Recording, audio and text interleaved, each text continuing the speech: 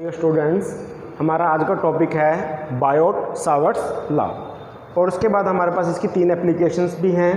तो अभी हम सीखते हैं बायोट-सावर्ट्स लॉ क्या है। जैसा कि हमने पढ़ा है कि एक करंट कैरिंग कंडक्टर के अराउंड एक मैग्नेटिक फील्ड प्रोड्यूस होती है। अब इसी की टर्म में हम क्या करेंगे, बायोट-सावर्ट्स लॉ को स्टडी आउट करेंगे।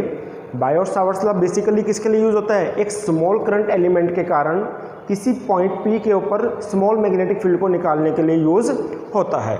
तो this law is used to find out small magnetic field dB due to small current element. Small current element क्या होता है, I इंटू में dl।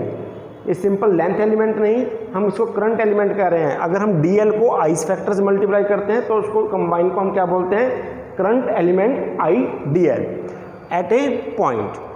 अभी इस रूल के अकॉर्डिंग क्या होगा, इसको समझने से पहले हम एक कुछ कंसिडरेशन समझ लेते हैं। हम कंसीडर करते हैं एक्स वाई हमारे पास क्या है, एक कंडक्टर है और उसमें से एक आई करंट फ्लो कर रहा है। अब इसके अंदर हम क्या करते हैं, एक डीएल एलिमेंट को चूज कर लेते हैं, सिंपल लेंथ एलिमेंट को।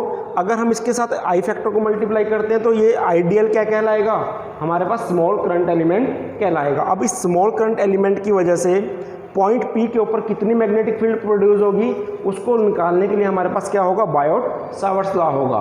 तो according to this law, small magnetic field due to small current element is directly proportional to the current element, कि यहाँ पर जो मैग्नेटिक फील्ड होगी इस करंट एलिमेंट के डायरेक्टली प्रोपोर्शनल होगी and inversely proportional to R square. What is the R? R is the displacement between point and the current element. Means हमारे पास आर क्या है, जिस पॉइंट P पर हम इसको निकाल रहे हैं और उस करंट एलिमेंट के बीच में डिस्प्लेसमेंट वेक्टर, तो ये हमारे पास क्या होगा, R. Next, directly proportional to the sine of theta. What is the theta? Theta is the angle between this displacement vector and the current element, this one is the theta. Combine करके जब हम बोलते हैं dB is directly proportional to I D L sine theta divide by R square.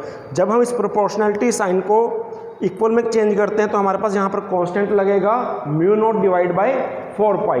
What is the mu naught? Mu naught is known as the permeability of free space and its value is 4 pi into 10⁻⁻7 weber per ampere per metre. ये इसका क्या है, हमारे पास SI unit है।